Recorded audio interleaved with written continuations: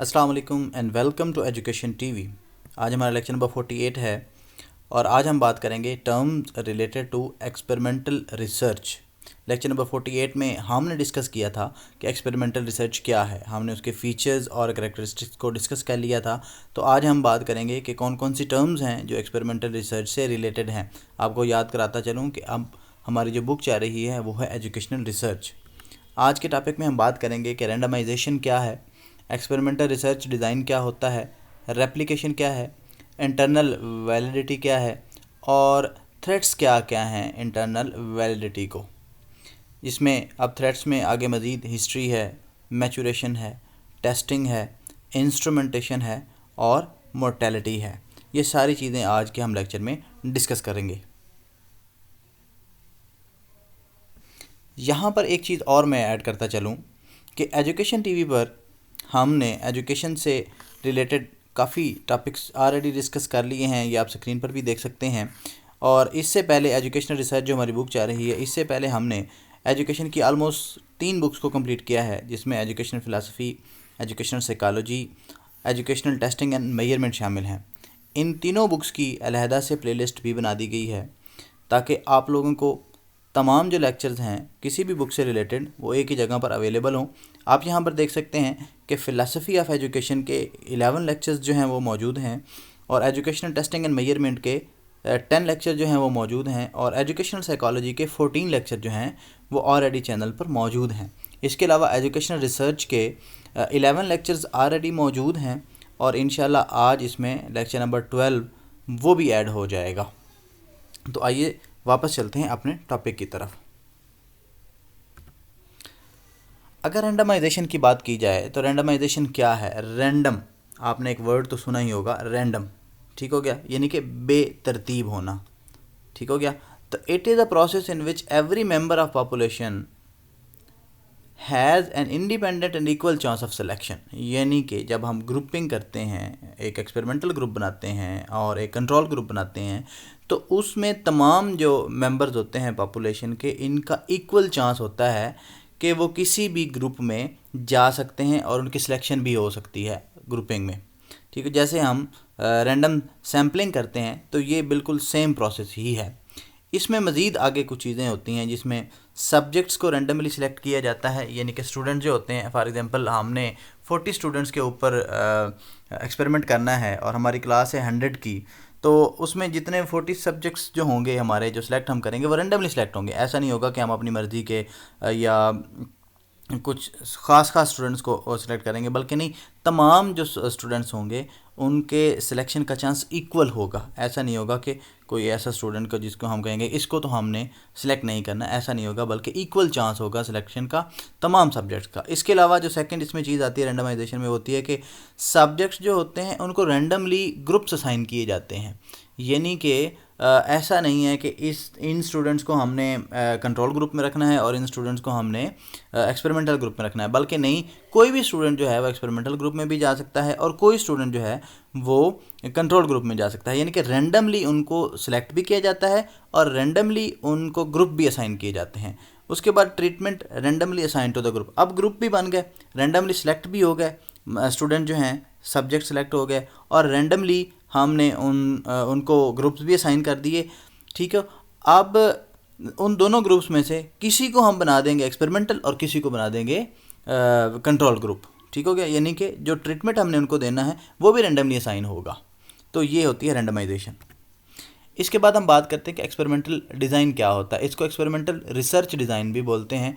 तो जो experimental research design होता है, ये बेसिकली आपकी जो रिसर्च होती है इसका ब्लूप्रिंट होता है, एक खाका, एक नमूना होता है कि आपने अपनी एक्सपेरिमेंटल जो रिसर्च है उसको कैसे कंडक्ट करना है।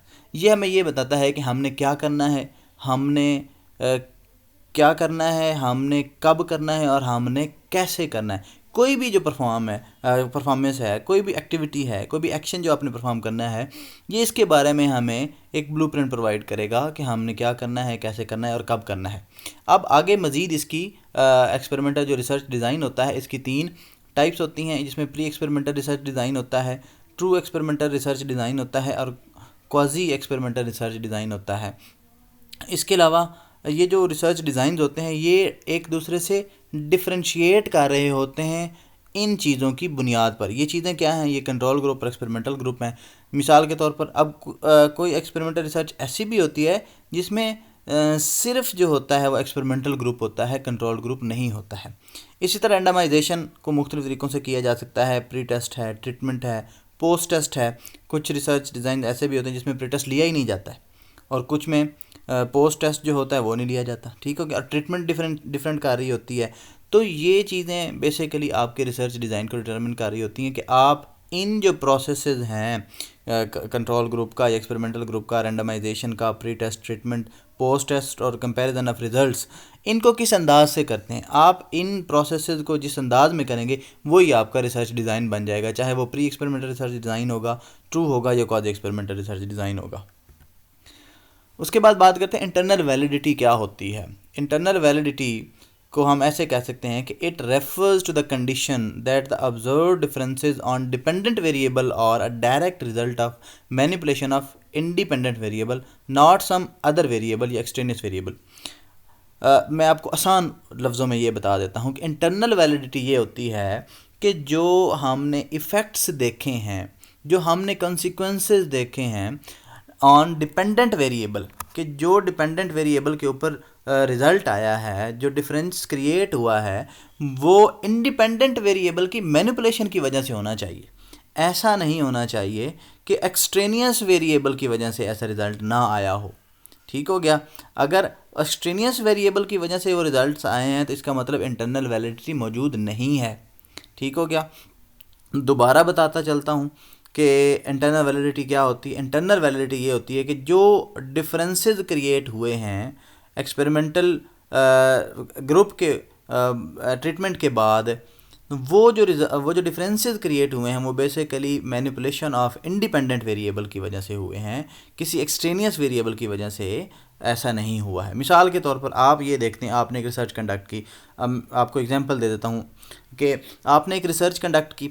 उस रिसर्च में आपने ये देखा कि आपने बच्चों का जो रिज़ल्ट है, जो फाइनल एग्ज़ाम्स है, उसमें आपने बच्चों का रिज़ल्ट जो है इम्प्रूव करना चाहा और उसके लिए आपने एक रिसर्च कंडक्ट की और आपने देखा भी कि जो बच्चों का रिज़ल्ट है वो बेहतर आया है। आपने उसमें क्या किया था, आपने उसी तरह 2 ग्रुप बना दिए, एक्सपेरिमेंटल ग्रुप भी बना दिया और कंट्रोल ग्रुप भी बना दिया, और आपने एक्सपेरिमेंटल ग्रुप जो है उस के ऊपर एक्सपेरिमेंट्स किए और बाद में देखा कि वाकई ही रिज़ल्ट जो बेहतर हो गए हैं। ठीक हो गया ना।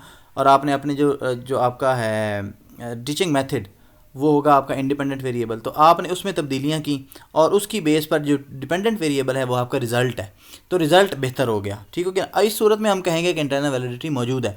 लेकिन अगर ऐसा हुआ कि आपने फाइनल रिज़ल्ट्स में ये देखा कि बच्चों का रिज़ल्ट तो इम्प्रूव कर गया है, लेकिन उसकी जो असल वजह थी वो ये थी कि पेपर ईजी आया हुआ था, यानी कि जो आपका जो टीचिंग मेथड था उसकी वजह से रिज़ल्ट बेहतर नहीं हुआ, बल्कि किसी और वजह से रिज़ल्ट्स बेहतर हो गए हैं, या किसी और वजह से बच्चों ने इंटरेस्ट लेना शुरू कर दिया। टॉपिक ईजी आ गया है और बच्चों ने उसमें इंटरेस्ट लेना शुरू कर दिया, पहले इंटरेस्ट नहीं ले रहे थे। ठीक हो गया ना।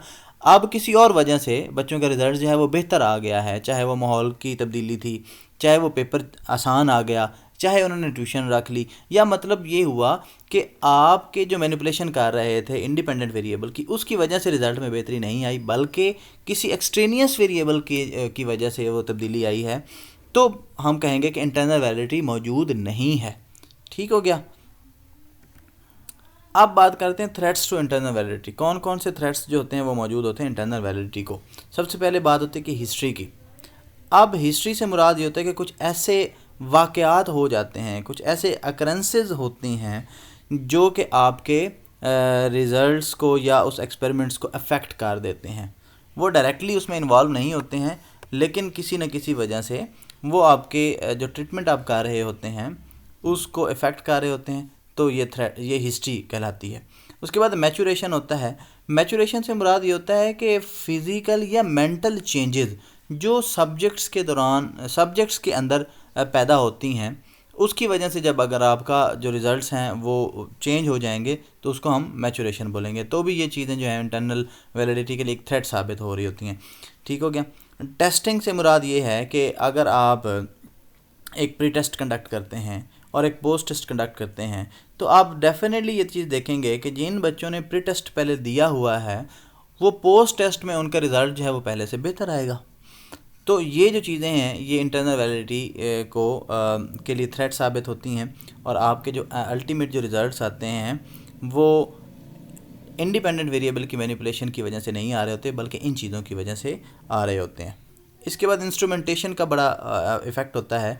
इंस्ट्रूमेंटेशन से मुराद ये है कि जो आप इंस्ट्रूमेंट यूज़ कर रहे हैं डाटा कलेक्ट करने के लिए, वो फॉर एग्ज़ाम्पल वो वैलिड नहीं है, वो रिलायबल नहीं है, ठीक हो गया। तो उसकी वजह से भी डेफिनेटली आपके जो रिज़ल्ट्स होंगे वो इफेक्ट होंगे, और आप यही समझ रहे होंगे कि जो रिज़ल्ट्स आया है वो मैनिपुलेशन ऑफ इंडिपेंडेंट वेरिएबल की वजह से है, लेकिन ऐसा नहीं होगा, बल्कि वो आपकी इंस्ट्रूमेंटेशन कहलाएगी कि इंस्ट्रूमेंटेशन की वजह से आपका रिज़ल्ट जो है वो बेहतर आया है। तो ये भी एक इंटरनल वैलिडिटी के लिए थ्रेट है। उसके बाद है मोर्टेलिटी। फॉर एग्ज़ाम्पल आप सब्जेक्ट्स जो हैं जिनके ऊपर आप एक्सपेरिमेंट कर रहे हैं, अगर उनको वो ड्रॉप आउट हो जाते हैं या उनकी डेथ हो जाती है। फॉर एग्ज़ाम्पल एक बच्चा है जो बहुत हाई फाई है इन द सेंस कि उसका आईक्यू बहुत अच्छा है, और एक बच्चा है जिसका आईक्यू बहुत डाउन है दूसरों की निस्बत। अब उन दोनों में से अगर एक बच्चा भी ड्रॉप आउट होता है तो डेफिनेटली परसेंटेज जो रिजल्ट्स एंड पर आएंगे उसमें फ़र्क आ जाएगा। तो वो ड्रॉप आउट हो सकते हैं, उनकी नेचुरल डेथ हो सकती है। तो कोई भी जो इस तरह की चीज़ें होती हैं वो इंटरनल वैलिडिटी के लिए एक थ्रेट साबित होती हैं। इसके बाद एक टर्म होती है रेप्लिकेशन। रेप्लिकेशन से क्या मुराद होता है? रेप्लिकेशन का मतलब होता है कि जो रिसर्चर होता है वो नंबर ऑफ़ स्मॉल एक्सपेरिमेंट्स जो है वो कंडक्ट करता है, ये सब एक्सपेरिमेंट कंडक्ट करता है अपनी रिसर्च को वैलिडेट करने के लिए in rather than one experiment on large scale. यानी कि एक लार्ज एक्सपेरिमेंट करने की बजाय वो स्मॉल एक्सपेरिमेंट्स करता है ताकि अपनी रिसर्च को वैलिडेट कर सके, पहले से बेहतर कर सके। तो ये कुछ टर्म्स थी जो रिलेटेड थी इंटरनल जो रिलेटेड थी आपकी एक्सपेरिमेंटल रिसर्च से रिलेटेड। मैं उम्मीद करता हूँ कि ये लेक्चर आप लोगों के लिए काफ़ी हेल्पफुल साबित हुआ होगा और आप लोग इससे काफ़ी चीज़ें सीखेंगे। अपने दोस्तों के साथ शेयर करें और चैनल को सब्सक्राइब भी करें। बहुत शुक्रिया।